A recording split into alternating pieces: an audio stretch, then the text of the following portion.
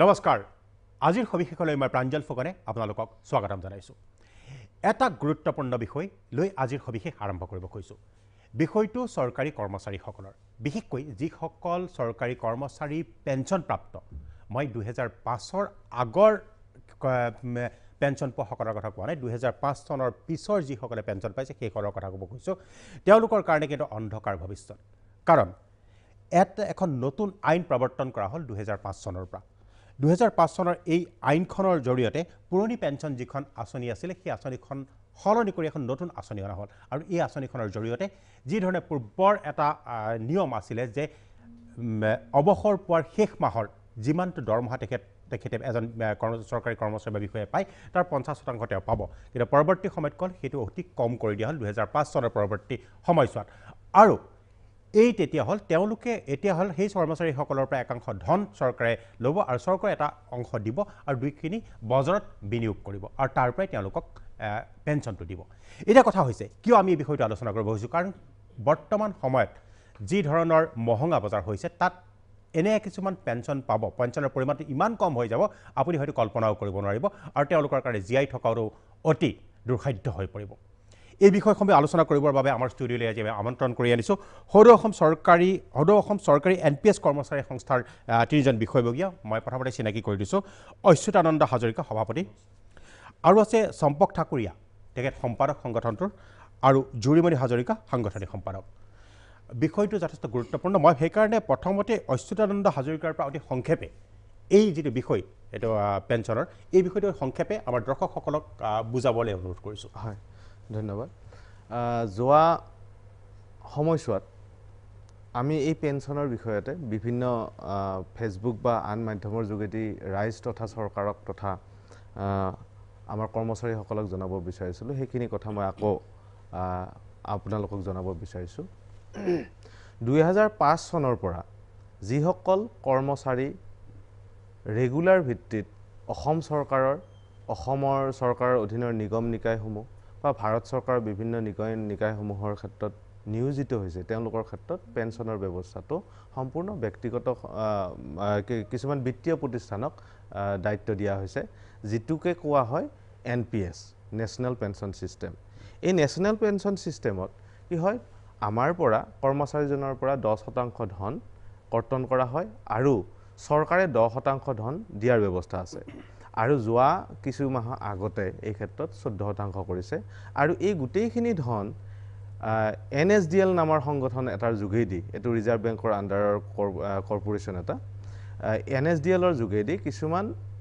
বিত্তীয় প্ৰতিষ্ঠানক তেওঁলোকে বজাৰত নিৱেশ কৰিবলৈ দিয়ে তাৰ পৰা যিখিনি ধন আহৰণ হয় তাৰে প্ৰফিট এটা অংশ আমাৰ কৰ্মচাৰীসকলৰ খাতাত সোমাই থাকে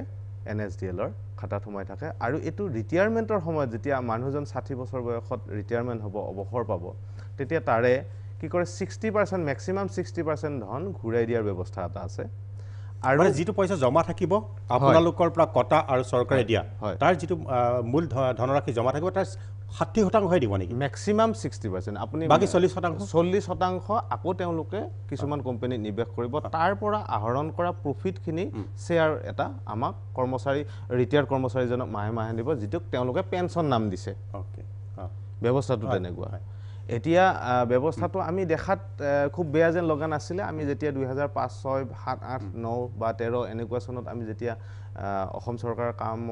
কৰ্মচাৰী হিচাপে জয়েন কৰিছিলো বিষয়া হিচাপে জয়েন কৰিছিলো তেতিয়া আমি দেখাত ইমান বেয়া লক্ষণ নাছিলে কাৰণ আমাৰ সিআৰএ এনএছডিএলৰ ৱেবছাইটত গলে আমি দেখা পাওঁ যে 8% 9% প্ৰফিট পাওঁ যেটো আমাৰ কাৰণে ডাঙৰ বস্তু বুলি ভাবিছিলো আৰু তেতিয়া আমি প্ৰেডিক্ট কৰিছিলো যে আমি ৰিটায়াৰমেন্টৰ সময়ত এনেকুৱা এটা ধন পাম যে আমি একেদিনাই বহুত ধনী হৈ যাম কিন্তু যেতিয়া লাহে লাহে 2012-13 পৰা ৰাষ্ট্ৰীয় পৰ্যায়ত এই ক্ষেত্ৰত এটা জাগৰণৰ সৃষ্টি হ'ল মানুহবিলাকে সমালোচনা কৰিব ধৰিলে তেতিয়া আমি ভিতৰত সোমাই চালো বিভিন্ন বস্তু আমি ক্যালকুলেশন কৰি চালো আৰু তাৰ মাজতে কি হৈছে যোৱা সময়ছোৱাত কিছুমান ব্যক্তি অসম চৰকাৰ এনপিএছৰ আণ্ডাৰতে ৰিটায়াৰ হৈছে কোন 2005 চনৰ পিছত 5 চনৰ পিছৰে কেনেকুৱাকৈ হৈছে ধৰক 2005 চনৰ আগতে তেওঁলোকৰ সিলেকশন হৈ আছিল কিবা কাৰণত তেওঁলোকৰ মানে এপইন্টমেন্টৰ প্ৰসিডিউৰটো ৰিলেপ্স হৈ আছিল আৰু 2005 ত তেওঁলোক ৰিক্ৰুটমেন্ট হ'ল তেওঁলোকৰ বয়স ইতিমধ্যে ভাটি দিছে আৰু এইখিনি সময়ছোৱাত তেওঁলোকে ৰিটায়াৰ হৈছে কিছুমান ব্যক্তি আছে যিসকল প্ৰভিন্সিয়েলাইজ স্কুলৰ যিটো আমাৰ কনচেপ্ট আমাৰ অসমত বিশেষকৈ তেওঁলোকে 88, 90, 92তে স্কুলবিলাক কলেজবিলাক প্ৰভিন্সিয়েলাইজ হৈছে হোৱা নাছিলে তাৰ পৰাই চলাই আছিলে আৰু 2008, 9, 13 এনেকুৱা সময়ত তেওঁলোকৰ প্ৰভিন্সিয়েলাইজ হ'ল তেওঁলোক ইতিমধ্যে তেওঁলোক ৰিটায়াৰ হৈছে মোৰ হাতত এই মুহূৰ্তত তথ্য আছে যে যোৱা 19 মে মাহলৈকে 11,118 জন ৰিটায়াৰ হৈছে ব্যক্তি আৰু তেওঁলোকৰ অৱস্থাটো যেতিয়া আমি দেখিলোঁ যে তেওঁলোকে কি পাই আছে চাওঁচোন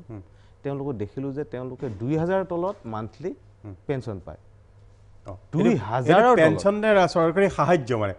সাহায্যৰ পৰিমাণটো তেনেকুৱাই থাকে সাধাৰণতে আৰু আনফৰ্চুনেটলি আপুনি এইটো আপোনাক এনেকুৱা 2-4 জন ব্যক্তিৰ মই তথ্য দিব পাৰোঁ যে তেওঁলোকক LICয়ে ওলোটাকে পত্ৰ পঠিয়াই দিছে যে আপোনালোকক 1000 টকা বা মিনিমাম পেঞ্চনটো দিব নোৱাৰিম গতিকে আপোনালোকৰ পইচা গোটেইখিনি উলিয়াই নিয়ক পেঞ্চন দিব নোৱাৰিম বুলি লিখি দিছে এনেকুৱা এটা পেথেটিক যেতিয়া অৱস্থা আমি দেখিলোঁ তেওঁলোকৰ ঘৰ সংসাৰবিলাক যেতিয়া দেখা পালোঁ তেতিয়া আমাৰ শংকা হ'ল যে আমাৰ কি হ'ব তেতিয়া আমি অংক কৰাত লাগি গ'লোঁ আৰু অংক কৰাত লাগি যাওঁতে আমি ভয়ংকৰ এটা তথ্য দেখিছোঁ আৰু যিটো তথ্য আমাক সকলোকে শংকিত কৰি পেলাইছে আৰু আজি আমি আপোনালোকৰ যোগেদি গোটেই অসমখন বা ৰাজ্য চৰকাৰক আমি এইটো বস্তুৱে বুজাব খুজিছোঁ যে এই পেঞ্চন NPS যিটো কৈছে নহয় এইটো NPS নেশ্যনেল পেঞ্চনৰ সলনি নো পেঞ্চন বুলি কৈ দিয়ক আপোনালোকে তাতে এইখিনিতে যে 2005 চনৰ আগত যিখিনি এপইণ্টমেণ্ট হৈছিলে বা 2005 চনৰ পিছত ৰিটায়াৰ হোৱা সকলোকে ইয়াক সামৰি ল'ব নেকি ইয়াতে আপোনাৰ চকীদাৰ হওক পিয়ন হওক চুইপাৰ হওক ACS হওক IAS হওক জাজ হওক পুলিচ হওক কেৱল আৰ্ম ফ'ৰ্চৰ গভৰ্ণমেণ্ট অফ ইণ্ডিয়াৰ ডিফেন্স মিনিষ্টাৰ আৰ্ম ফ'ৰ্চ তিনিটাৰ ক্ষেত্ৰত প্ৰযোজন হয় বাকী সকলোৰ ক্ষেত্ৰত প্ৰযোজন মানে 2006 চনত ৰিটায়াৰ হোৱাজনকো ইয়াতে সামৰি ল'ব নহয় ৰিক্ৰুইটমেণ্টটো 2005 পৰা এইটো অসম চৰকাৰৰ কাৰণে আৰু কেন্দ্ৰীয় চৰকাৰৰ কাৰণে 2004 1 জানুৱাৰী ঠিক আছে মই পুনৰ আহিম আপোনাৰ ওচৰত মই জুৰিমণি হাজৰিকাৰ ওচৰলৈ আহিব খুজিছোঁ যে এনেকুৱা কি উদাহৰণ আছে বহুত আপোনালোকৰ তেখেতে যিটো কথা ক'লে যে বহুসকল ৰিটায়াৰ হোৱাৰ পিছত সাধাৰণতে গতিকে মানে দুখজনক 2000 টকা পেঞ্চন নে এইটো চৰকাৰী সাহায্য যিটো ধৰণে এতিয়া চৰকাৰখনে বিজেপি চৰকাৰখনে যিটো হিতাধিকাৰী সৃষ্টি কৰি দিয়ে তেনেকুৱা এটা অৱস্থালৈ লৈ গৈছে তেনেহ'লে ইয়াৰ দ্বাৰা কেনেদৰে পৰিত্ৰাণ পাব আপোনালোকৰ সংগঠনে ইয়াৰ কাৰণে কি পদক্ষেপ লৈছে আমাৰ ইয়াৰ কাৰণে পদক্ষেপ মানে আমি এতিয়া আগবাঢ়ি আহিছোঁ কাৰণ আমি নিজৰ ভৱিষ্যতটো মানে অন্ধকাৰ দেখা পাইছোঁ মোৰ নিজৰ ঘৰৰ কথাই কওঁ মোৰ এজন দাদা মই ৰিচেণ্টলি লখিমপুৰলৈ গৈছিলোঁ মোৰ দাদা এজন 88 চনতে চাকৰিত সোমাইছিলে তেখেত এখন মানে হেৰি স্কুল এখনত কাম কৰি আছিলে তাৰপিছত সৌভাগ্যক্ৰমে তেওঁ 2013 চনত তেখেতৰ স্কুলখন চৰকাৰীকৃত হ'ল তাৰপিছত তেখেতে 2019 চনত ৰিটায়াৰ কৰিলে তাৰ 2019 চনত ৰিটায়াৰ কৰাৰ পাছত এতিয়া তেখেতে দৰমহা পায় মানে দৰমহা নহয় এইটো পেঞ্চন পায় পেঞ্চনৰ নামত আৰু তেখেতে পায় 1350 টকা কিন্তু তেখেত এতিয়া শয্যাশায়ী দেই মানুহজন শয্যাশায়ী আৰু 3টা ল'ৰা ছোৱালী তেখেতৰ কলেজত পঢ়ে সেই 1300 টকাৰে তেখেতৰ ঔষধখিনি কিনিব নে তেখেতে পেঞ্চন হিচাপে দিছে পেঞ্চন হিচাপে 1300 টকা কিন্তু তেখেতে 2000 মানে 88 চনৰ পৰা কিন্তু হেৰি কৰি আহিছে ৰাইজৰ সেৱা কৰি আহিছে কিন্তু তেখেতে এতিয়া সেই 1300 টকা দি তেখেতে যাৱতীয় খোৱাৰ যোগাৰ কৰিব তেখেতে ঔষধ কিনিব নে 3টা ল'ৰা ছোৱালীৰ সেই কলেজীয়া ল'ৰা ছোৱালীকেইটাৰ তেওঁ মানে কলেজৰ ফিজ দিব নে কিতাপ পত্ৰ দিব তেনেকুৱা বহুত আমাৰ ওচৰত হেৰি আছে তথ্য আছে যেনেকৈ আমাৰ এজন কলেজ শিক্ষকে তেখেতৰ নাম হৈছে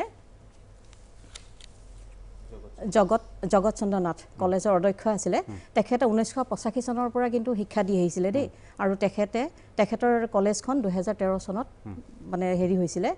প্ৰভিন্সিয়েলাইজ হৈছিলে আৰু তেখেতে অক্টোবৰ 2019 চনত তেখেতে ৰিটায়াৰ কৰিলে আৰু তেখেতৰ শেষ মাহৰ দৰমহা আছিলে 2,50,000 টকা আৰু কিন্তু তেখেতে এতিয়া মাহিলী দৰমহা মানে পেঞ্চন পায় 2,885 টকা 2,885 টকা মাত্ৰ পেঞ্চন তেখেতৰ হেৰিটো ষ্টেটাছটো কেনেকৈ নামি আহিছে চব তেখেতে জীয়াই থাকিব কেনেকৈ তেখেতৰ সমাজৰ এজন গণ্যমান্য ব্যক্তি তেখেতে ঘৰখনৰ পৰা ওলাই যাবলৈ তেখেতে এখন পেপাৰ কিনিবৰ কাৰণে তেখেতৰ সক্ষমতা নাই মই নিশ্চয় পুনৰ আপোনাৰ ওচৰলৈ আহিম মই চম্পক ঠাকুৰীয়া ওচৰলৈ আহিব গৈছোঁ চম্পক ঠাকুৰীয়া চৰকাৰৰ এই নীতিটোৰ সম্পৰ্কত আপোনাৰ মন্তব্য কি চাওক চৰকাৰৰ নীতিটোৰ বিষয়ে ক'বলৈ গ'লে চৰকাৰে আমাৰ 2005 চনৰ পিছত যিখিনি চৰকাৰী চাকৰিত কৰ্মচাৰী নিয়োজিত হৈছে তেওঁলোকক একেবাৰে অমানৱীয় দৃষ্টিভংগীৰে চাইছে হীনমান্যতাৰ দৃষ্টিৰে চাইছে কাৰণ তেওঁলোকে কি কৈছে আমাক 2005 চনৰ পিছৰ চৰকাৰী কৰ্মচাৰী আৰু 2005 চনৰ আগৰ কৰ্মচাৰী বুলি দুটা ভাগ কৰিছে দুটা ভাগ কৰি পেলাই কি কৰিছে যিটো আমি OPS বুলি কওঁ পুৰণি পেঞ্চন যিটো বুলি কওঁ আৰু এটা কওঁ আমি NPS নেশ্যনেল পেঞ্চন স্কিমৰ আণ্ডাৰত যিটো NPS নিউ পেঞ্চন স্কিম কিন্তু মোৰ মতে এইটো ন' পেঞ্চন স্কিম এইটো কোনো পেঞ্চন নহয় পেঞ্চন এটাই আছে যিটো 2005 চনৰ আগৰ কৰ্মচাৰীসকলে পাই আছে কিন্তু চৰকাৰক মই এটা কথাই ক'ব বিচাৰিছোঁ যে যেতিয়া চৰকাৰে বাৰে বাৰে এটা কথা কৈ থাকে যে আমাৰ যিখন বিজেপি গভৰ্ণমেণ্ট যিখন বিজেপি গভৰ্ণমেণ্ট এটা কথা কৈ আছে যে তেওঁলোকৰ যিসকল ব্যক্তি আছিল তেওঁলোকৰ আগৰ যিসকল ব্যক্তি আছিল দীনদয়াল উপাধ্যায় বা শ্যামা প্ৰসাদ মুখাৰ্জী তেখেতসকলে কৈছিল যে এক দেশ মে দো নিশান দো বিধান দো প্ৰধান নেহি চলেগা এই কথাষাৰ এই শ্লোগানটো লৈ পেলাই তেওঁলোকে কাশ্মীৰত গৈছিল কাৰণ সেই সময়ত কাশ্মীৰত কি ঘটনা ঘটিছিল আমাৰ দুখন এক চলিছিল দুখন বিধান চলিছিল কাশ্মীৰৰ বিধান আৰু আমাৰ ভাৰতৰ বিধান আমি সকলোৱে জানো যে দুখন বিধান চলিছিল আৰ্টিকল 370 আৰু 335A এইখন এক স্ক্ৰেপ কৰিছিল বিজেপি চৰকাৰে কিন্তু সেইখন চৰকাৰে আকৌ কৰ্মচাৰীসকলৰ ক্ষেত্ৰত দো পেঞ্চন নীতি বাহাল কৰিছে এক দেশ মে দো বিধান নেহি চলেগা দো প্ৰধান নেহি চলেগা দো নিশান নেহি চলেগা লেকিন দো পেঞ্চন সিস্টেম চলা रहा है दो पेंशन क्यों चला रहा है मोर এটা ডাঙৰ সৰকাৰলৈ ডাঙৰ প্ৰশ্ন আৰু এটা কথা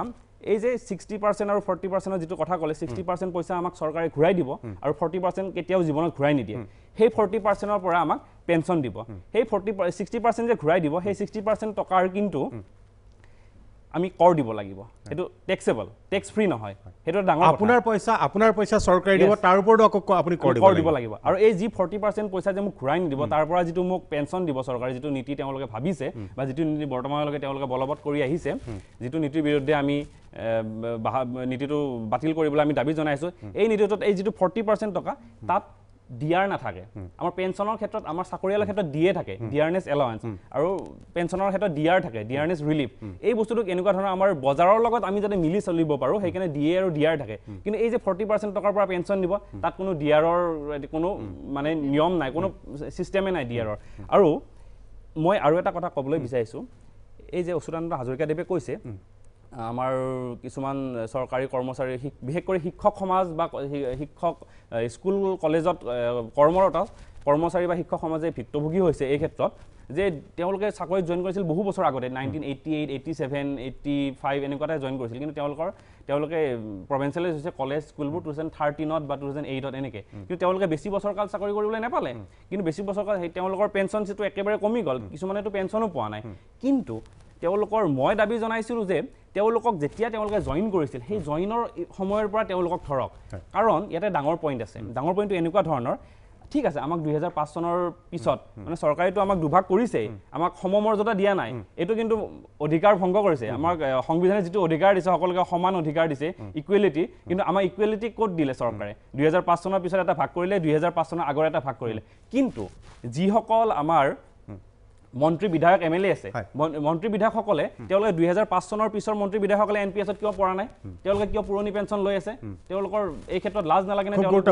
চৰকাৰে নিজৰ মন্ত্ৰী বিধায়ক মানে ৰাজনৈতিক নেতাসকলৰ ক্ষেত্ৰত এটো প্ৰযোজ্য নহয় কিন্তু কৰ্মচাৰীসকলৰ ক্ষেত্ৰত প্ৰযোজ্য আৰু এটা কথা ক'ব বিচাৰিছো যে তেওঁলোক চৰকাৰী কৰ্মচাৰী নেকি তেওঁলোকে কিয় পেঞ্চন কিহৰ মন্ত্ৰী বিধায়কসকলে যে পেঞ্চন লয় তেওঁলোক চৰকাৰী কৰ্মচাৰী নেকি চৰকাৰী কৰ্মচাৰী নহয় যদি তেওঁলোকৰ পেঞ্চনটো কিহৰ কাৰণে মই হেতু বুজি নাপাওঁ তেওঁলোক সমাজ সেৱাৰ নামত পেঞ্চন লৈছে নেকি যদি সমাজ সেৱাৰ নামত পেঞ্চন লৈছে তেনেহলে প্ৰভিন্সিয়েলাইজ নোহোৱা বা বৰ্তমান প্ৰভিন্সিয়েলাইজ হোৱা আগতে যিসকল কৰ্মচাৰী এতিয়া মাত্ৰ 2-1 বছৰৰ ভিতৰত ৰিটায়াৰমেণ্ট হ'ব বা কিছুমানৰ ৰিটায়াৰমেণ্ট হৈছে সেই সকলৰ যিমান বছৰ সেৱা কৰিলে 1988 ৰ পৰা আজিলৈকে যিমান বছৰ সেৱা কৰিলে সেই সময়খিনি তেওঁলোকে চৰকাৰী হে বুলি ধৰক সমাজ সেৱা বুলি ধৰক আৰু সমাজ সেৱা বুলি ধৰি তেওঁলোকৰ নিচিনাকৈ পুৰণি পেঞ্চন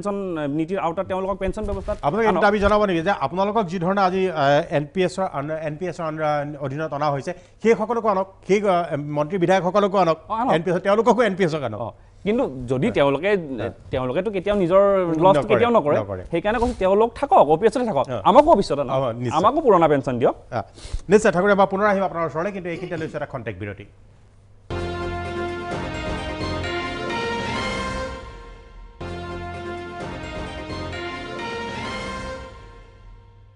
বিৰতিৰ পিছত আমি পুনৰ ঘূৰি আহিছোঁ সবিশেষলৈ আমি আলোচনা কৰি আহিছোঁ যেটো ৰাষ্ট্ৰীয় পেঞ্চন নীতি নতুন নীতি এই নীতি সম্পৰ্কত আলোচনা কৰি আছোঁ কৰ্মচাৰীসকলৰ ভৱিষ্যত কিদৰে অন্ধকাৰাচ্ছন্ন হৈ পৰিব 2005ত যিসকলে নিযুক্তি লাভ কৰিলে মই পুনৰ আহিব খুজিছোঁ অচ্যুতানন্দ হাজৰিকাৰ ওচৰলৈ এতিয়া এটা কথা সুধিব খুজিছোঁ যে পুৰণা 2005 চনৰ আগৰ যিখিনিয়ে নিযুক্তি পাইছিলে সেইসকল আৰু 2005 চনৰ পিছৰ নিযুক্তি পোৱাসকল এই যেটো পাৰ্থক্য এই পাৰ্থক্যটো কি আচলতে কিমান মানে দৰমহা বা পেঞ্চনৰ ক্ষেত্ৰত বিশেষকৈ সুধিছোঁ একচুৱেলি কি হয় আমাৰ যি এতিয়া দুটা নীতি চলি আছে কেনেকৈ চলি আছে মই নাজানো সময় মৰ্যাদাৰ যেতিয়া কথা কওঁ নহয় আমাৰ অসমতে বা ভাৰত চৰকাৰতে একেখিনি কৰ্মচাৰীৰ ক্ষেত্ৰত দুটা নীতি চলি আছে যিসকলে 2005 চনত আগতে জইন কৰিছিলে তেওঁলোকৰ কাৰণে পেঞ্চন ৰুল 1969 অনুসৰি হৈছে আৰু 5 পিছত আপোনাৰ NPSৰ অধীনত হৈছে আৰু তাৰ মাজত ব্যৱধানখিনি মই আপোনাক কৈ দিছোঁ যিটো পুৰণা পেঞ্চন নীতি আছিলে তাতে কৰ্মচাৰীৰ পৰা কোনো ধন আদায় লোৱা নহয় পুৰণা পেঞ্চন নীতিত কৰ্মচাৰীৰ পৰা কোনো ধৰণৰ আদায় লোৱা নহৈছিল আৰু কিন্তু আমাৰ 2005 পিছৰ কৰ্মচাৰীসকলৰ ক্ষেত্ৰত 10% তেওঁলোকে মানে কি কয় কাটি লয় মানে মুঠ দৰমহাৰ 10%। পেঞ্চনৰ পৰিমাণ শেষ মাহৰ দৰমহাৰ 50% পায় কেতিয়া পায় যদিহে 25 বছৰ চাকৰি কৰে আৰু যেতিয়া 25 বছৰৰ কমত কিন্তু 10 বছৰৰ ওপৰত চাকৰি কৰে তেওঁলোকৰ এটা ৰেচিঅ' ভিত্তিত পেঞ্চন পায় যিটো 2017 চনৰ পে ৰিভিজন মতে মিনিমাম 6,500 হয় পেঞ্চন নিৰ্ভৰ কৰিব পুৰণা চিষ্টেমত চৰকাৰ দায়বদ্ধ চৰকাৰে দিবই লাগিব চৰকাৰৰ তেওঁলোকৰ ৰেছপন্সিবিলিটি মানে পেঞ্চন দিয়াৰ সমস্ত দায়িত্ব চৰকাৰ নিশ্চয় চৰকাৰে আছিলে এইটো সময়ত মানে পেঞ্চন দিব চৰকাৰে দিব এতিয়া নতুন পেঞ্চনৰ ক্ষেত্ৰত পেঞ্চনৰ দায়িত্ব চৰকাৰ 1 পইচা নাই তেওঁলোকে বাকি কাম কৰা মানুহৰ নিচিনা আমি যেনেকৈ লেবাৰ মান্তি আনো আজি কাম কৰাইছোঁ তোমালোকক পইচা দিছোঁ ঘৰত গৈ পেলাই তুমি মৰা যদিও মৰা কি এনেকুৱা ধৰণৰ আমাৰ এটা হেৰি হয় ঠিক একজেক্টলি মই কাম কৰি আছোঁ নহয় মোক 10% তেওঁলোকে বা 15% 14% দিছে তাৰ পিছদিনাৰ পৰা মই কিন্তু তেওঁলোকৰ দায়িত্ব নাই যিদিনাখনে আপুনি অৱসৰপ্ৰাপ্ত হ'ল সেইদিনাখনৰ পৰা আপোনালোকৰ কোনো দায়িত্ব চৰকাৰে নাই সেইটো কোম্পানীৰ হাতত গুচি গ'ল বাৰ্ষিক বৃদ্ধি আপোনালোকৰ ভৱিষ্যতে কোম্পানী বজাৰত এৰি দিছে মানে কোম্পানীৰ হাতত এৰি দিছে ডাঙৰ সমস্যা এইটো আপোনাক মই এইটো কথাও কওঁ যে কাইলৈ যদি এনেকুৱা হয় দুটা তাতে হেৰি আছে লাইন আছে প্ৰথম কথা এনেকুৱা হয় যে আমাৰ কি হয় কোম্পানীসকলৰ ওচৰত আমি দায়বদ্ধ মানে আমাৰ ওচৰত তেওঁলোক দায়বদ্ধ কিন্তু দায়বদ্ধ হয় নে নহয় কোনে নিৰ্ধাৰণ কৰিব 1 নম্বৰ কথা 2 নম্বৰৰ কথা এনেকুৱা হ'ল আমাৰ অসমৰ নিচিনা ৰাজ্যৰ পৰা বছৰি 1400 কোটি টকাকৈ আমাৰ ৰাজ্যৰ পৰা ওলাই গুচি গৈ আছে কোম্পানী সেক্টৰত তেওঁলোকে ইনভেষ্ট কৰি আছে আৰু এনেকৈ গৈ গোটেই অল ইণ্ডিয়া লেভেলত হয়তো 1 লাখ কোটি টকা হয় এবছৰত এই 1 লাখ কোটি যদি অহা 30 বছৰত ভাবক কিমান কোটি টকা 30 লাখ কোটি টকা ইনভেষ্টমেণ্ট হ'ব ইমান টকা তেওঁলোকে ইনভেষ্ট কৰিব পাৰিবনে ইণ্ডিয়াত আৰু সেইদিনা যদি ইনভেষ্টমেণ্ট কৰিব নোৱাৰে তেতিয়া ডেফিনেটলি প্ৰফিট তেওঁলোকৰ কমিব তেতিয়া আমাৰ কি হ'ব 2 নম্বৰ কুৱেশ্যন যদিহে এনেকুৱা হয় যে কালিলৈকে চাইনা ইণ্ডিয়াৰ ৱাৰ হয় বা এনেকুৱা হয় যে কৰোনা 5 বছৰ ধৰি চলি আছে চৰকাৰৰ অৰ্থনৈতিক মন্দা অৱস্থা একদম এনেকুৱা হৈছে যে গোটেই ক্ৰেছ মাৰিছে তেতিয়া কোনে ৰেছপন্সিবিলিটি আমি যদি এতিয়া 4,000 5,000 চাবলৈ গ'লে নতুন নীতিমতে চৰকাৰেও সেইটো দায়িত্ব নলয় কেতিয়াও নলয় আমাৰ পৰা আণ্ডাৰটেকিং লৈ লৈছে তেওঁলোকে গতিকে সেইদিনা তেওঁলোকে আণ্ডাৰটেকিংখন দেখালে তোমালোকেতো আণ্ডাৰটেকিং দিছে কিন্তু আমাক চুজ কৰিবও দিয়া নাই আৰু এটা মই আইনৰ ক্ষেত্ৰত কওঁ আমাৰ চিভিল ছাৰ্ভিচ কণ্ডাক্ট ৰুল যিখন আছে অসমৰ ক্ষেত্ৰত আছাম চিভিল ছাৰ্ভিচ ৰুল এইখন মতে আমি কোনো ধৰণে ইনভেষ্টমেণ্ট কৰিব নোৱাৰোঁ কিন্তু চৰকাৰে আকৌ এই চিষ্টেমত আমাক ইনভেষ্টমেণ্ট কৰাইছে NSDL এই দুটা নীতি কেনেকৈ চলি আছে মই কিন্তু নাজানো আজিকালি সকলো ক্ষেত্ৰতে এনেকুৱা ডবল মিনিং হোৱাৰ যেনেকুৱা কথা আমি কিবা এটা কথা ক'লে ডবল মিনিং হয় ভাল বুলি ক'লে ভালো হয় বেয়াও হয় তেনেকুৱা ঠিক তেনেকুৱাকৈ চৰকাৰেও এনেকুৱা ধৰণৰ কিছুমান নীতি বনাইছে যিবিলাক ক্ষেত্ৰত আমাৰ যথেষ্ট অসুবিধা হৈছে মানে এইটো illegal actually civil service conduct মতে আমি ইনভেষ্টমেণ্টেই কৰিব নোৱাৰোঁ কিন্তু যিটো ইনভেষ্টমেণ্ট আমাৰ দৰমহাৰ পৰা 10% বা তেওঁলোকেও 10% দি তেওঁলোকে ইনভেষ্ট কৰাই আছে এতিয়া কথাটো হৈছে কি তাৰ মাজত আৰু আমি আকৌ টপিকটোলৈকে গৈছে যে ডিফাৰেঞ্চটো কি তাৰপিছত বাৰ্ষিক বৃদ্ধি নিশ্চিত হয় আগৰ পেঞ্চন চিষ্টেমত কি হয় বাৰ্ষিক বৃদ্ধি কেনেকুৱা হয় আপোনাৰ ধৰক আমাৰ যেনেকৈ কৰ্মচাৰীসকলৰ ক্ষেত্ৰত দিয়ে পেঞ্চনৰ ক্ষেত্ৰত ডিয়াৰনেছ ৰিলিফ দিয়ে আৰু সেইটো একেই হয় কৰ্মচাৰীক যেনেকৈ দিয়ে কাৰণ কি হয় বজাৰৰ লগত তেওঁলোকে খাই থাকিব লাগিব কিন্তু NPSততো প্ৰাইভেট ছেক্টৰে তেওঁলোকেতো এইবিলাক কথা চিন্তাই নকৰিব আৰু তাৰপিছত DCRGৰ ক্ষেত্ৰত DCRGটো অসম চৰকাৰ ভাৰত চৰকাৰে কিন্তু 2016ৰ পৰা দিছে কিন্তু আজিলৈকে দিয়া নাই অসম চৰকাৰৰ ক্ষেত্ৰত দিম বুলি কৈ আছে যদিও আজিলৈকে দিয়া নাই DCRGৰ ক্ষেত্ৰত কিন্তু NPSত এতিয়া ব্যৱস্থা কৰা নাই আৰু সৰ্বনিম্ন পেঞ্চন এটা আছে যিটো পেঞ্চন 2017 চনৰ আৰপি মতে 6,500 পাবই যিমান টকাই নহয় কিন্তু ইয়াতে সৰ্বনিম্ন নাপাব পাৰে LICটো চিধাকে কৈ দিয়া তোমালোকে নোপোৱা তোমালোকে যোৱা য'ত মৰা বস্তুটো এনেকুৱা আৰু ধৰক আৰু এটা মেথমেটিক কেলকুলেশ্যন মই এটা কওঁ যদিহে আপোনাৰ হয় এতিয়া ধৰক বহুতৰ মাজত এটা কুৱেশ্যন আছে যে যিসকলে ইতিমধ্যে 5 বছৰ বা 6 বছৰ ৰিটায়াৰ্ড হ'ব লগা হ'ল তেওঁলোকৰ ক্ষেত্ৰত এটা অসুবিধা তেওঁলোকে ভাবে যে অসুবিধা হৈছে তেওঁলোকে কম দিন চাকৰি কৰিছে সেইকাৰণে তেওঁলোকে কি হৈছে পেঞ্চনো কম পাইছে বা পেঞ্চন পোৱা নাই কিন্তু আমাৰ 30 বছৰ চাকৰি আছে 35 বছৰ আছে 40 বছৰ আছে আমি বহুত পাম আমি একেদিনে আলাদিনৰ চাকি পাম ইমান ধনী হ'ম যে আমাক আৰু কোনো চাবই নালাগে কিন্তু কথাটো তেওঁলোকক মই এই ক্ষেত্ৰত বুজাইছোঁ যে মোৰ যিটো ক্যালকুলেশন এটো 98% কাৰেক্ট বুলি ধৰি লওক আপুনি 98% কাৰেক্ট আৰু এই 98% কাৰেক্টৰ ক্ষেত্ৰত আপোনাক কওঁ 2009 চনত যিজন জুনিয়ৰ এসিস্টেন্টে 4515 টকাত জয়েন কৰিছিলে তেওঁ 33 বছৰ চাকৰি হলে 2041 চনত তেওঁৰ বেসিক পে হ'ব 82944 रुपीस তেওঁৰ ক্ষেত্ৰত কিন্তু পেনশন 12000 ওপৰ নাপায় 82,000 পুয়া ব্যক্তি এজনে 12000 টকা পাব কেতিয়া পাব আফটাৰ 33 ইয়াৰ্স আৰু 33 ইয়াৰ্সত আপুনি 7.6% কে ইনফ্লেশন আপুনি ক্যালকুলেট কৰক আপোনাৰ সেই ভ্যালু আজিৰ 1200 টকাৰ ভ্যালুৰ মাজত একো ডিফাৰেন্স নাই গতি এনেকুৱা ধৰণৰকে আমাৰ কৰ্মচাৰীসকলৰ ভৱিষ্যতক এনেকুৱা ষ্টাইলত লৈ গৈছে যে আমি বতৰ ভিখাৰী হোৱাক বাহিৰে উপায়েই নাই ইয়াৰ এনেকুৱা ধৰণৰ এটা কথা এনেকুৱা মই পিছৰ এটা সুধিব খুজিছো এইটো জুৰিমণি হাজৰিকাক যে আপুনি কিছু সময় আগতে এটা উদাহৰণ দিলে সঁচাকৈ যেটো 1300 টকা পেনশন 1300 টকা আসলে পেনশন নহয় এটো চৰকাৰী আঁচনিত কিছুমান আজি 1000 টকা 800 টকা চৰকাৰী আঁচনি দিয়ে এটো পেনশনৰ হিচাপত নপৰে আসলতে তে এইটো এই গুটি সামগ্ৰিকভাৱে চৰকাৰে মানৱীয় দিশটো আওকাণ কৰা নাই নে একদম একেবাৰে সঁচা কথা তাৰমানে চক আমি এতিয়া ৰাইজৰ সেৱাকাৰী আমি আজি এনেকে যে উলাই আহিব লগা হৈছে সেইটো আমি মানে দুখিত আমি খুব দুখ পাইছো কাৰণ আমি চৰকাৰৰ এটো এটা অংগ নহয় জানো এতিয়া চক হেতু কাৰণে মই এইটো কথা চৰকাৰক অনুৰোধ কৰিব খুজিছো যে আপোনালোকৰ যিসকল প্ৰতিনিধি আছে যে প্ৰতিনিধিসকলে কোনোবা এজন ব্যক্তি যিজন ব্যক্তিয়ে 2005 মানে এনপিএছ অৰ অধীনত তেখেতে ৰিটায়াৰ কৰিছে অৱসৰ গ্ৰহণ কৰিছে তেনেকুৱা এজন মাত্ৰ ব্যক্তিৰ ওচৰলৈ যাওক তেওঁলোকৰ পৰিস্থিতিটো চাওক প্ৰকৃত ছবিখন উলাই পৰিব হেতুৱে ক'ব খুজিছো চৰকাৰক যে আমাৰ এতিয়া আমি সেই তেনেকুৱা এটা পৰিস্থিতি আমি গৈ আছো এই বিষয়টো লৈ পেলাই আপোনালোকে সংগঠনৰ লগত কথা পাতিছে আপোনালোকৰ অফিচত এই বিষয়টো নিশ্চয় আলোচনা হয় কাৰ্যালয়ত সেই সম্পৰ্কে খুদিম কিন্তু আৰু এটা বিৰতি লৈ ল'ব খুজিছো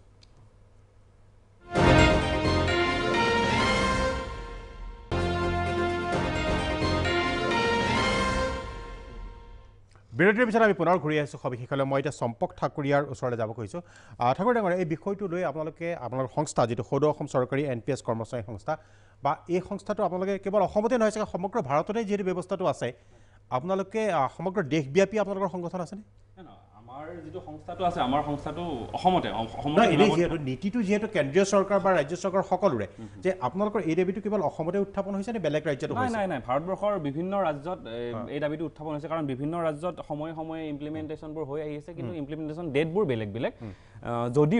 যদিও এক্সেপশন আছে ৱেষ্ট বেংগলত এতিয়ালৈকে পুৰণি পেঞ্চন নীতিয়ে বাহাল ৰাখি আছে তাই অসমত এই বিষয়টো লৈ আপোনালোকে ৰাজ্য চৰকাৰৰ ওচৰত চাপিছে নেকি বা তেওঁলোকৰ ওচৰত দাবী জনাইছে নেকি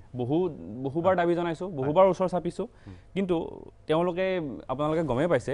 যোৱা শীতকালীন অধিৱেশন যেতিয়া চলিছিল শীতকালীন অধিৱেশন বিত্তমন্ত্ৰী মহোদয়ে গোটেই বলটো কেন্দ্ৰীয় চৰকাৰলৈ ঠেলি দিয়া যেন লাগিছে আমাৰ অনুমান হৈছে গোটেই বলটো কেন্দ্ৰীয় চৰকাৰলৈ ঠেলি দিছে কিন্তু আচল কথা যদি মই ক'বলৈ বিচাৰিছো যে আমাক দৰমহা কোনে দিয়ে ৰাজ্য চৰকাৰে আমাক পেনশন কোনে দিব নিশ্চয় ৰাজ্য চৰকাৰে দিব লাগিব এটো কেন্দ্ৰীয় চৰকাৰলৈ ঠেলি দিলে নহব আটাইতকৈ ডাঙৰ কথা এতিয়ালৈকে আমাৰ ডিসিআৰজি ব্যৱস্থা নাই কিন্তু আৰু অতিকৈ পৰিতাপৰ বিষয় যে আমাৰ নতুন পেনশন নীতিৰ আওতাত অহা বিভিন্ন বিষয়া কৰ্মচাৰী শিক্ষক কৰ্মচাৰীসকলে এতিয়াও ভাবে যে আমাৰ গ্ৰেচুইটিটো আছে কিন্তু সঁচা অৰ্থত মই ক'বলৈ গৈছো আমাৰ গ্ৰেচুইটি নাই যেটো আমি ডিসিআৰজি বুলি কওঁ ডেট কাম ৰিটায়াৰমেন্ট গ্ৰেচুইটি হেতু নাই তাতেও মই এটা কথা ক'ব বিচাৰিছো যে মাননীয় মন্ত্ৰী মহোদয়ে গোটেই বলটো আমাৰ মই অলপ আগতে কৈছো যে কেন্দ্ৰীয় চৰকাৰে ঠেলি দিয়া যেন লাগিছিল যে গোটেই বিষয়টো কেন্দ্ৰীয় চৰকাৰে আওতাত বুলি কৈছে যেহেতু এটো ৰাষ্ট্ৰীয় পেনশন আঁচনি কিন্তু তাতেও মোৰ ক'বলগীয়া আছে এইখিনি এটা স্বাভাৱিক এটা প্ৰশ্ন আছে যদিহে ৰাষ্ট্ৰীয় পেনশন আঁচনি হয় তেলে পশ্চিম বংগ চৰকাৰে ইয়াক প্ৰযোজ্য কৰা নাই কিয় কৰা নাই হেতু আমাক এনসাৰটো তাৰমানে যদি ইচ্ছা থাকে ৰাজ্য চৰকাৰে অসম চৰকাৰে নকৰাকে থাকিব পাৰে 2018 লৈকে আছিল ত্ৰিপুৰা 2018 লৈকে আছিল বিজেপি চৰকাৰ আহাৰ পিছত ত্ৰিপুৰাত তাৰমানে সামগ্ৰিকভাৱে চাবলৈ গ'লে গোটেই বস্তুটো বিজেপি চৰকাৰে কৰা যেন লাগে কাৰণ যদি ত্ৰিপুৰাতে কৰা নাছিলে আগৰ বাওপন্থী চৰকাৰে কৰা নাছিলে বিজেপি চৰকাৰ অহাৰ পিছত কৰিছে মানে বিজেপি চৰকাৰৰ শাসনকালত এইসকল কৰ্মচাৰীক এক অন্ধকাৰ ভৱিষ্যতলৈ ঠেলি দিয়াটো আমি অনুমান কৰিব পাৰোঁ আৰু মই এটা কথা ক'ব বিচাৰোঁ যে তেওঁ যে যিটো কথা চেণ্ট্ৰেল গভৰ্ণমেণ্টলৈ ঠেলি দিছে কিন্তু আৰ্টিকল 309 মতে আমাৰ ৰাজ্য চৰকাৰৰ গোটেইখিনি ক্ষমতা ৰাজ্যপালৰ হাতত থাকে আৰু সেনেকুৱা বিভিন্ন এই ক্ষেত্ৰত NPSৰ ক্ষেত্ৰত বিভিন্ন মাধ্যমৰ পৰা বা বিভিন্ন সংগঠনৰ পৰা দাবী সময়ে সময়ে উত্থাপন হৈ আহিছে যদিও সেই দাবী PMৰ অফিচলৈ কিছুমান আমাৰ লেটাৰো দিয়া হৈছিল আমি বুলি নহয় আমিও দিছোঁ বিভিন্ন সংগঠনে দিছে সেই লেটাৰৰ এনচাৰৰ কপিও মোৰ হাতত আছে যে আমি চিফ ছেক্ৰেটাৰীলৈকে অসমৰ চিফ ছেক্ৰেটাৰীলৈকে এনচাৰ আহিছিল যে মই কপিটো আপোনালোকক এনেই অকণমান দেখুৱাই দিব পাৰোঁ এই কপিটো কিন্তু এই কপিটোৰ মতে এনচাৰত আহিছিল যে গোটেই আমাৰ যিটো পেঞ্চন ব্যৱস্থাৰ যিটো মানে এক্টিয়াৰ গোটেইখিনি ৰাজ্য চৰকাৰৰ ৰাজ্যপালৰ হাতত আছে কিন্তু কেন্দ্ৰীয় চৰকাৰৰ ইয়াৰ লগত কোনো লেনদেন কেন্দ্ৰীয় চৰকাৰৰ লেনদেন আছে কিন্তু কেন্দ্ৰীয় চৰকাৰৰ কৰ্মচাৰীৰ ক্ষেত্ৰতে লেনদেন আছে কিন্তু যদিহে মানে আমাৰ চৰকাৰে গোটেই কথাটো খান মিহলি কৰি দিছে কেন্দ্ৰীয় চৰকাৰ ৰাজ্য চৰকাৰ একেলগে কৰি দিছে কিন্তু আমি কেন্দ্ৰীয় চৰকাৰৰ কৰ্মচাৰীসকলে যিবোৰ ভাত্তা পায় আমি সেইবোৰ ভাত্তা পাওঁ নেকি আমিতো একো নাপাওঁ বিহুৰ ভাত্তা পূজাৰ ভাত্তা এইবোৰতো আমি একো নাপাওঁ কিন্তু কেন্দ্ৰীয় চৰকাৰৰ কৰ্মচাৰীসকলে পায় আৰু এটা বস্তু মই এড কৰিব খোজো এতিয়া ধৰক কেন্দ্ৰীয় চৰকাৰৰ যদি এই NPSটো গোটেই সৰ্বব্যাপী এটা হয় মানে যদি ৰাষ্ট্ৰীয় সমস্যা বুলি ধৰা হয় বা ৰাষ্ট্ৰীয় কেন্দ্ৰীয় চৰকাৰৰে অধীন হয় তেতিয়াহ'লে কেন্দ্ৰীয় চৰকাৰে যিদিনাৰ পৰা ইমপ্লিমেণ্ট কৰিছে ষ্টেটতো ইমপ্লিমেণ্ট হ'ব লাগিছিলে 1 নম্বৰ কথা 2 নম্বৰ কথা তেওঁলোকে এতিয়ালৈকে যি মডিফিকেশ্যন কৰিছে ষ্টেটত ডাইৰেক্টলি ইমপ্লিমেণ্ট হ'ব লাগিছিলে কিন্তু 2016 চনত তেওঁলোকে DCRG-টো চেণ্ট্ৰেল গভৰ্ণমেণ্টৰ এমপ্লয়িৰ কাৰণে হেৰি কৰিছে কিন্তু আজিলৈকে ষ্টেট গভৰ্ণমেণ্টে কৰা নাই এই যোৱা সময়ছোৱাত যেতিয়া আমি তেওঁলোকক লগ ধৰিছোঁ বা বাৰে বাৰে দাবী জনাইছোঁ তেওঁলোকে কিন্তু এইটো কৰিব খুজিছে গতিকে এইটো ক্ষেত্ৰত স্পষ্ট যে আৰ্টিকল 309টো চবতকৈ ওপৰত কাৰণ কনষ্টিটিউশ্যনখন মানে সৰ্বতকৈ ওপৰত থকা বস্তু গতিকে তাৰপিছত আৰু বেলেগকৈ ক'ব লগা নাই যে এইটো ক্ষেত্ৰত তেওঁলোকৰ ফাইনেন্সিয়েল ইমপ্লিকেশ্যনৰ কাৰণে যদি কেন্দ্ৰৰ ওচৰত হাত পাতিব লগা হয় তেতিয়া সেইবিলাক কথাটো বেলেগ কিন্তু কথাটো হৈছে কি মোৰ কথাটো হৈছে বা আমাৰ কথাটো হৈছে যে যেহেতু আমি কৰ্মচাৰীসকলে চৰকাৰক আমি সেৱা আগবঢ়াওঁ দীঘলীয়া সময়ৰ কাৰণে আৰু সেৱা আগবঢ়াওঁ কেনেকৈ civil service conduct rule secret confidential rule আপোনাৰ ডিপাৰ্টমেণ্টেল প্ৰচিডিং ছাৰ্ভিচ ৰুল সেনে অজস্ৰ হাজাৰটা আপোনাৰ নিয়মৰ মাজত থাকোঁ আমি ইনভেষ্টো কৰিব নোৱাৰোঁ দোকানো দিব নোৱাৰোঁ কাৰো ওচৰতো আপোনাৰ হাত পাতিব নোৱাৰোঁ আজি যে আমি যিবিলাক কৰি আছোঁ সেইবিলাকো ইলিগেল বুলি ক'ব তাৰ মাজত থাকি আমি ক'তো দিনে ৰাতি যদি মোক কোনোবাই মদ খাই ৰাস্তাটো থিয় হৈ থাকে তেওঁ ডিপাৰ্টমেণ্টেল প্ৰচিডিং এক্টৰ আণ্ডাৰত আহি যায় কিয় জানানে 24 ঘণ্টা আমি কৰ্মচাৰী হিচাপে আমি এথিক্সখিনি মানিব লাগিব যদি তেনেকুৱা অৱস্থাত আমি ক'তো যাবই নোৱাৰোঁ তেতিয়াহ'লে আমাৰ এই 30 বছৰ যিখিনি আটাইতকৈ কৰ্মময় সময় এইখিনিৰ ৰেছপনচিবিলিটি তেওঁলোকে ল'ব লাগিব যেনেকৈ ল'ৰাজনে বাপেকৰ লয় দেউতাকে ইনকাম কৰি কৰি এটা সময়ত তেওঁক ডাঙৰ দীঘল কৰি তেওঁক স্বাৱলম্বী কৰে তাৰপিছত তেওঁ কি কৰিব লাগে বাপেকক চাই সেইটো আমাৰ সভ্যতাই আমাক দেখুৱাইছে আমাৰ এই যিটো সভ্যতা ভাৰতীয় সভ্যতাক লৈ আমি সকলোৱে গৌৰৱ কৰোঁ তেওঁলোকেও গৌৰৱ কৰে তেওঁলোকে আমাতকৈ বেছিকৈ গৌৰৱ কৰে মই কওঁ আৰু সেই সভ্যতাই কয় যে আপোনালোকে পিতৃক আপোনালোকৰ যিখন প্ৰণাম আইনত আপোনালোকৰ আৰম্ভণিতে চাব যে পিতৃক আপোনালোকে দেৱতাক জ্ঞান কৰক ভগৱান কৰক তেওঁক বৃদ্ধ বয়সত চাওক আৰু সেই কথাটো আমি যেতিয়া বৃদ্ধ হ'ম চৰকাৰে নাচালে কেনেকৈ হ'ব আমি এই ডেকা সময়ত চৰকাৰে এফালে ক'লে যে বৃদ্ধ বয়সত আইনেই কৰি দিছে তেওঁলোকে আইনেই কৰি দিছে বৃদ্ধক নাচালে তেওঁলোকৰ পৰা শাস্তিমূলক ব্যৱস্থা লোৱা হ'ব কিন্তু ৰিটায়াৰমেণ্টৰ পিছত কৰ্মচাৰীসকলকে চৰকাৰে চোৱা নাই সবকা সাথ সবকা বিকাশ বুলি কৈ আছে কিন্তু কেনেকৈ হ'ল সবকা সাথ সবকা বিকাশ হ'ল নেকি আৰু এটা এংগল মই কওঁ এতিয়া ধৰক ডিফেন্সত তেওঁলোকক দিয়া হৈছে আমাৰ কোনো ক'ব লগা নাই তেওঁলোকে স্পৰ্শকাতৰ কিন্তু আমাৰ পুলিচসকল আমাৰ ফায়াৰ ছাৰ্ভিচৰ ব্যক্তিসকল আমাৰ ডিজাষ্টাৰ মেনেজমেণ্টৰ CRPF বা এছাম ৰাইফলছ বা যিবিলাক পেৰামিলিটাৰী আছে তেওঁলোকে কি কম ৰিস্কত কাম কৰে নিশ্চয়কৈ তেওঁলোকে বন্দুকৰ গুলিৰ আগত সদায় জীৱনটো থাকে তেওঁলোকৰ ক্ষেত্ৰত এই বেলেগ দুটা কিয় হ'ল হয় কাৰণ অসম আৰক্ষীসকলো ইয়াৰ আঁতৰলৈ আহিব নাইয়ে NPSৰ আণ্ডাৰত নাইয়ে আপোনাৰ CRP সকলো নাই তেওঁলোকে ঝাৰখণ্ডত গৈ তেওঁলোকেতো কৰি থাকে BSF বিলাকে বৰ্ডাৰত কৰি থাকে তেওঁলোকৰো নাই তেওঁলোকতো সদায় গুলিৰ সন্মুখত থাকে তেওঁলোকৰ ক্ষেত্ৰত কিয় নাই মানে BSF ইয়াত বাকী ৰাজ্য চৰকাৰ আৰক্ষী বাকি CRPF কোনো নাই অকল আছে তিনিটা আপোনাৰ স্থল সেনা বায়ু সেনা আৰু আপোনাৰ যিটো থাকে আৰু নেভি এই তিনিটাৰ ক্ষেত্ৰত আছে বাকি তেওঁলোকৰো চাগে এই টেকনিক্যাল ফোৰ্সত নাই এই যে ডিফাৰেন্স মই বুজি পোৱা নাই আমাৰ কামাণ্ডো এজনে যেতিয়া জীৱনক সংশয় নকৰি পেলাই তেওঁলোকক আমাক ডিফেন্সৰ কাৰণে আগুৱাই যাব সন্ত্ৰাসবাদীৰ লগত গুলিয়াগুলি থাকিব গুলিটোৱে গম পাবনে এওঁ NPSৰ মানুহ নে এওঁ OPSৰ মানুহ তেওঁলোকক আমি কি শিকাব খুজিছোঁ যে তুমি মৰিলে তোমাক কিন্তু এই SCPFৰ কিবা এটা পইচা দিয়া হ'ব কিন্তু তুমি মৰিলে কিন্তু তোমাৰ ঘৰখন বৰবাদ তেওঁ কি এথিক্স লৈ তেওঁ সেই কাম কৰিব যাব জীৱনৰ ৰিস্ক লৈ পেলাই তেওঁ গোটেই জীৱনটো কাম কৰিব সেইসকল আমাৰ আৰক্ষী হওক বা অৰ্ধসামৰিক বাহিনী হওক কিন্তু তেওঁ যেতিয়া যিদিনাখন অৱসৰ পাব সেইদিনাখনৰ পৰা কিন্তু তেওঁ ভাত কাপোৰৰ কাৰণে চিন্তা কৰিব লগা হ'ব এয়াই হৈছে এক নীতি এটা বিৰতি ল'ব খুজিছোঁ পুনৰ আহিম সবিশেষলৈ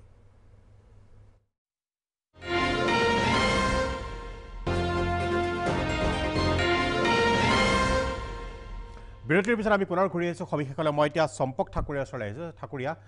বিষয়টো এনেকুৱা ধৰণৰ এতিয়া আমি সকলোৱে বোধগম্য হ'ল যে কি পৰ্যায়ত আছেগৈ তেনেহ'লে আপোনালোকৰ সংস্থাৰ তৰফৰ পৰা বা সংগঠনৰ তৰফৰ পৰা ভৱিষ্যতে কি পদক্ষেপ ল'ব আপোনালোকৰ এই দাবীটো চৰকাৰক সন্মান কৰিবৰ বাবে মই চৰকাৰক এটা কথা ক'ব বিচাৰিছোঁ যে দিল্লীয়েতো কেতিয়াও আমাৰ কথা ভবাই নাছিল দিল্লীয়ে আমাৰ কথা নাভাবে নালাগে কিন্তু আমাৰ নিজৰ চৰকাৰখনে ৰাজ্য চৰকাৰখনে আমাৰ কমচে কম আমাৰ ৰাজ্য চৰকাৰৰ কৰ্মচাৰীখিনিৰ কথাখিনি ভাবক চৰকাৰী কৰ্মচাৰী ৰাজ্যৰ চৰকাৰখনে আমাৰ চৰকাৰী কৰ্মচাৰীৰ কথাই নাভাবিলে কোনে ভাবিব তেওঁলোকে এটা কথা জানিব লাগিব এটা কথা মন কৰিব লাগিব যে আমাৰ 1,85,000 কৰ্মচাৰী আছে NPSৰ আণ্ডাৰত কিন্তু আমি এই কৰ্মচাৰীবোৰ অকল কৰ্মচাৰী নহয় কিন্তু আমি ভোটাৰো হয় আমি একোজন ভোটাৰো হয় আমাৰ কথাখিনি তেওঁলোকে ভাবিব লাগিব নহ'লে তেওঁলোকে পিছৰ পৰ্যায়ত গোটেইখিনি কথা তেওঁলোকৰ আগত জল পট হৈ ওলাই পৰিব সেই গতিকে আমাৰ ভৱিষ্যত কাৰ্যপন্থাও আছে বিভিন্ন ধৰণৰ আৰু আমি ইতিমধ্যে মুখ্যমন্ত্ৰী মহোদয়লৈ আমি পত্ৰ প্ৰেৰণ কৰিছিলোঁ তেখেতৰ এপইণ্টমেণ্ট বিচাৰি পেলাই তেখেতৰ লগত আমাৰ ডেলিগেশ্যন এটা কথা পাতিব এই বিষয়ে কিন্তু এতিয়ালৈকে সেই পত্ৰৰ এনচাৰো আমাৰ তাতে অহা নাই আশা কৰিছোঁ সোনকালে আহিব আমি সেই গতিকে 31 জানুৱাৰী তাৰিখে গুৱাহাটীৰ লখৰাত থকা উদয়ন কৃষ্টি সংঘৰ বাকৰিত আমি এখন গণ অভিৱৰ্তন আয়োজন কৰিছোঁ আৰু সেই গণ অভিৱৰ্তনলৈ অসমৰ বিভিন্ন প্ৰান্তত থকা চুকে কোণে অসমৰ বিভিন্ন জিলাত থকা বিভিন্ন অঞ্চলত থকা সকলো NPSৰ অন্তৰ্গত 2005 চনৰ পিছত যিসকলে চাকৰি পাইছে NPSৰ অন্তৰ্গত সকলো কৰ্মচাৰীকে আমি আহিবলৈ অনুৰোধ জনাইছোঁ আহক আমি এটা দিনত আমি একলগ হওঁ লৈ আহি আমি চৰকাৰক আমাৰ দাবীসমূহ আমি জনাওঁ শান্তিপূৰ্ণভাৱে আমি আমাৰ দাবীসমূহ চৰকাৰক আমাৰ কথাখিনি তেখেতসকলক ক'ম তেখেতসকলে নিৰ্বাচনৰ যিহেতু বতাহ চলি আছে এই সময়ত তেখেতসকলে আমাৰ কথানো ভাবে নে নাভাবে আমিও সেইখিনি এবাৰ চাবলৈ বিচাৰিছোঁ আহক সকলোৱে একলগ হওঁ সেইদিনা 31 জানুৱাৰী তাৰিখে লখৰালৈ আহক মই জুৰিমণি হাজৰিকাৰ ওচৰলৈ আহিব খুজিছোঁ সংক্ষেপে যে এই বিষয়টো লৈ যিটো আপুনি কিছু সময়ৰ আগতে উল্লেখ কৰিছিলে কিছুমান এতিয়া চৰকাৰী কৰ্মচাৰী হওক বা বিষয়া হওক তেওঁলোকৰ অৱস্থা অতি শোচনীয় হৈ পৰিছে যে এই বিষয়টো লৈ বাকীসকলৰ মনোভাৱ কি এতিয়া থকা সকলোতো ভাবিছে যে অনিশ্চিত ভৱিষ্যতৰ ফালে আমি গৈ আছোঁ যে আমি যদি পেঞ্চন পাম সেই পেঞ্চনটো হয়তো 800-900 টকাও হ'ব পাৰে তাৰ কোনো নিশ্চয়তা নাই এই বিষয়টো লৈ আপোনালোকৰ বিশেষকৈ বিষয়া কৰ্মচাৰীসকলৰ মনোভাৱটো কি তেওঁলোকে কি ভাবি আছে এতিয়া চাওক আমি অসম চৰকাৰৰ কৰ্মচাৰীসকলে খুব কম মানে বেতনেৰে আমি কাম কৰি আছোঁ যিখিনি বেতনেৰে আমাৰ গোটেই মানে মাহটো চলিবলৈ নোজোৰে ধৰক সেই সময়খিনি আমাৰ যাৱতীয় যিখিনি ব্যৱস্থা আমাৰ সেইখিনি আমি যোগাৰ কৰিব লাগিব আমাৰ মানে আমি মাটি কিনিছোঁ লোন লৈ পেলাই তাৰপিছত আমি ঘৰ বনাইছোঁ লোন লৈ পেলাই ল'ৰা ছোৱালী পঢ়াইছোঁ লোন লৈ পেলাই গাড়ী এখনো যদি কিনিছোঁ তেতিয়াহ'লে লোন লৈ পেলাই কিনিছোঁ এই সময়খিনিৰ ভিতৰত আমি লোন লৈ গোটেই কামখিনি কৰিছোঁ তাৰপিছত 60 বছৰৰ পিছত আমাৰতো তেনেকুৱা সেই কম এই অকণমান পইচাৰে আমিতো জমা ধন আমাৰ হাতত নাথাকে আমি কি কৰিম আমি সেইকাৰণে চৰকাৰক বাৰে বাৰে অনুৰোধ কৰিছোঁ যে আমাক 60 বছৰৰ পিছত আমাক সুৰক্ষিত কৰা আমাৰ সেই ভৱিষ্যতটো আমাক অন্ধকাৰ গতিলৈ আমাক ঠেলি নিদিব আমাৰ কাৰণে চাওক আপোনালোকে সেই গাঁৱৰ ৰাইজৰ কাৰণে ইমান হিতৈষী এখন চৰকাৰ তেওঁলোকে চবৰ কাৰণে মানে কাম নকৰা যিসকল ব্যক্তি আমিতো এতিয়া ঘৰত কাম কৰিবলৈ এজন আমি বনোৱা নাপাওঁ কাৰণ চৰকাৰে তেওঁলোকক ইমানখিনি সহায় দিছে 1 টকীয়া চাউল দিছে টকা পইচা দিছে নিজৰ হেৰিত ভৰাই দিছে কাৰণ আমাৰতো একো নাই কিন্তু আমি সেই সময়খিনি আমি কি কৰিম আমিতো নিজৰ ঘৰখনতে লাগি হ'ম আমি কি কৰিম আমাক কোনে 60 বছৰৰ পিছত আমাক হেৰি দিব কাম দিব গতিকে সেইকাৰণে চৰকাৰক বাৰে বাৰে অনুৰোধ কৰি আছোঁ যে আমাক সেই 60 বছৰৰ পিছৰ সময়খিনিত হয় এই ক্ষেত্ৰত মই টানি আহিছোঁ এই কাৰণে যে মই আমাৰ এটাই দাবী আৰু সেইটোৱে দাবী এতিয়া আমাৰ কথাটো হৈছে নিশ্চিত পেঞ্চনৰ ব্যৱস্থা কৰক অনিশ্চিত পেঞ্চনৰ যিটো ক্ষেত্ৰত চলি আছে আমি 1200 পাওঁ 1400 পাওঁ চৰকাৰে যদি ভাবিছে যে আমি বহুত পইচা পাম পুৰণি পেঞ্চনতকৈ আমাৰ বেছি হয় সেইটো আমাক নালাগে আমাক পুৰণি পেঞ্চন মতেই দিয়ক আৰু আমাক এটা নিশ্চিত পেঞ্চন দিয়ক কাৰণ সেই সময়ত যদি আমি 10,000 টকা 15,000 টকা যিটো নিশ্চিত ব্যৱস্থা থাকিব তেতিয়া আমি মন খুলি কাম কৰিব পাৰিম আৰু যদি হে নিশ্চিত পেঞ্চন নহয় আমি যদি অনিশ্চিত হৈ থাকোঁ এই কাম কৰা সময়খিনিত আমি ভাল মনেৰে কাম কৰিব নোৱাৰোঁ আপোনালোকে আশা নকৰিব যে আমাৰ দক্ষতা বৃদ্ধিৰ কথা আপোনালোকে গালি পাৰি থাকিব মই সেই বিষয়টো মই কিছু সময়ৰ আগতে সুধিব খুজিছিলোঁ যে এইটো সময়ত মই তেখেতক যিটো সুধিছিলোঁ জুৰিমণি হাজৰিকাক যে আপোনালোকৰ মাজত কি আলোচনা হৈছে যে আপোনাৰ দক্ষতা বৃদ্ধিৰ ক্ষেত্ৰত কাৰণ মই যদি ভাবোঁ যে মই চাকৰি কৰি আছোঁ আপোনালোকে চাকৰি কৰি আছে ভৱিষ্যতে আপোনালোকৰ এটা অনিশ্চিত ভৱিষ্যত কাৰণ যিদিনাখনেই আপুনি চাকৰিৰ পৰা ৰিটায়াৰ হ'ব যিদিনাখনে অৱসৰ পাব সেইদিনাখনে আপোনাৰ অন্ধকাৰ এটা জীৱন আহিব তেনেহ'লে আপুনি কি আশা লৈ পেলাই আপুনি কাম কৰিব হয় এতিয়া মই আপোনাক এটা কথা নদি কওঁ যেনেকুৱা পদ্ধতি দিয়ে অসম চৰকাৰত বা ভাৰত চৰকাৰত মানে কৰ্মচাৰীসকল বিষয়াসকল নাহক কিয় তেওঁলোক কিন্তু খুব ইণ্টেলিজেণ্ট টেলেণ্টেড তেওঁলোকক এটা পৰিৱেশত থকাৰ কাৰণেহে তেওঁলোকে কিছুমান কাম কৰিব নোৱাৰা অৱস্থাত থাকে কিন্তু তেওঁলোকক যদি স্পষ্টভাৱে তেওঁলোকক যদি সুৰক্ষা প্ৰদান কৰে তেওঁলোকে বহুত কাম কৰিব পাৰে আৰু আপোনালোকে দেখিছে সকলো ধৰণৰ তেওঁলোকক চাৰিওফালে আগুৰি থকাৰ পিছতো তেওঁলোকে এই দেশখন বহু আগুৱাই লৈ গৈছে সেই দেশখন আগুৱাই লৈ যোৱাৰ কাৰণে কিন্তু আমাৰো কম বেছি পৰিমাণে কিন্তু আমাৰ হেৰি আছে তাতে অৰিহণা আছে আৰু গতিকে সেনেকুৱা ক্ষেত্ৰত আমাৰ এই কৰ্মচাৰীসকলে 30 বছৰ কাম কৰাৰ পিছত আপোনালোকে নিজৰ দায়িত্বৰ পৰা আঁতৰি গ'লে নহ'ব আৰু যদি আপোনালোকে দায়িত্ব আগবাঢ়ি যায় তেতিয়াহ'লে আমাক কোনে চাব আৰু তেতিয়াহ'লে যদি আপোনালোকে তেনেকৈ হাত উজানে দিয়ে মানে কি হাত এৰা দিয়ে তেতিয়াহ'লে আমিও হাত এৰিবলৈ বাধ্য হ'ম কিন্তু আমি হাত এৰিব খোজা নাই আমি আপোনালোক সকলোৱে লগ হৈ চৰকাৰখন চলাইছোঁ দেশখন চলাইছোঁ দেশৰ ৰাইজক সেৱা কৰিছোঁ চৰকাৰখনক আগুৱাই নিছোঁ সভ্যতাক আগুৱাই নিছোঁ গতিকে সেই ক্ষেত্ৰত আমাৰ যিখিনি ৰেছপনচিবিলিটি আমি পূৰা দমেই কৰিম আপোনালোকে নাভাবিব যে আমি কোনো গুণে কম কৰিম কিন্তু আমাক কৰাৰ কাৰণে এটা স্পষ্ট এটা পৰিৱেশ দিয়ক ভাল এটা পৰিৱেশ দিয়ক যাতে আমি ভাল কাম কৰোঁ নহ'লে মই ইতিমধ্যে আমাৰ ঠাকুৰীয়া ডাঙৰীয়া কৈছে যে অহা 31 তাৰিখে আমি এনে গণ অভিৱৰ্তন কৰিছোঁ আৰু তাতে আমাৰ বিশিষ্ট ব্যক্তিসকলক নিমন্ত্ৰণ জনাইছোঁ ভাৰতৰ তথা আমাৰ ৰাজ্যিক পৰ্যায়ৰো তেওঁলোকে সাংবাদিক হওক অৰ্থনীতিবিদ হওক তেওঁলোকৰ পলিটিচিয়ান হওক চৰকাৰকো তাতে নিমন্ত্ৰণ জনায় আপোনালোকক আজিৰ এই অনুষ্ঠানৰ যোগেদি অনুৰোধ জনাইছোঁ তেওঁলোকো আহক আৰু সেইদিনা সকলোৱে বহি পেলাই আমি এটা সিদ্ধান্ত ল'ম যে কেনেকৈ হ'ম নিশ্চয় এতিয়া দেখা গৈছে বিষয়টো যথেষ্ট জটিল আৰু গুৰুত্বপূৰ্ণ বিষয় এইটো কাৰণে অনিশ্চিত ভৱিষ্যতক লৈ এইখন ৰাজ্যৰে নহয় সমগ্ৰ দেশৰে একাংশ কৰ্মচাৰীয়ে আজি চাকৰি কৰি আছে কাইলৈ কি হ'ব যিদিনাখনে তেওঁ অৱসৰ পাব সেইদিনাখনৰ তেওঁৰ ভৱিষ্যতটো কি হ'ব তাৰ সেই সম্পৰ্কত নিশ্চিত নহয় এইসকল কৰ্মচাৰী অৰ্থাৎ সামগ্ৰিকভাৱে আমাৰ চৰকাৰৰ বা গোটেই ব্যৱস্থাটোৰ যিটো চালিকা শক্তি সেই চালিকা শক্তিটোৱে কিন্তু অচল হৈ পৰাৰ এটা সম্ভাৱনীয়তা দেখা গৈছে এইকাৰণে দেখা গৈছে যে তেওঁলোকে ভৱিষ্যতক লৈ তেওঁলোক এতিয়াও সন্দিহান আৰু এই ক্ষেত্ৰত চৰকাৰৰ এটা স্পষ্ট নীতি অতি জৰুৰী হৈ পৰিছে নহ'লে কিন্তু সামগ্ৰিকভাৱে গোটেই ব্যৱস্থাটোৰ ওপৰত ছিষ্টেমটোৰ ওপৰতে ই প্ৰভাৱ বিস্তাৰ কৰিব সকলোকে ধন্যবাদ জনাই আজিলৈ সবিশেষ ইমানতে সামৰিছোঁ মই প্ৰাঞ্জল ফুকনে বিদায় লৈছোঁ নমস্কাৰ